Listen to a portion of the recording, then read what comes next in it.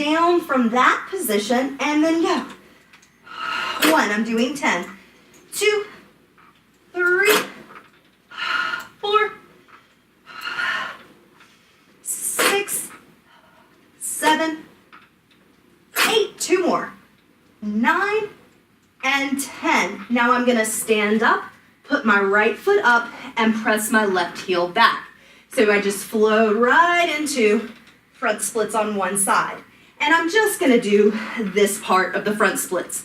So just this reach back and in 5 times, making it a little dynamic. And in 4, and in 5, come in. Now, pick your left heel up, try to pick your right foot up, bend your knees down, 10 more, knee stretches round. 2, 3, 4, 7, 8, 2 more. Come up, put the heel down, put the foot up. Ooh, find the front split here. Stretch back and come in. And 2, and 3, 2 more, 4, and in. Last one. In, bring the foot off the bar, fold back up into knee stretches, knees round.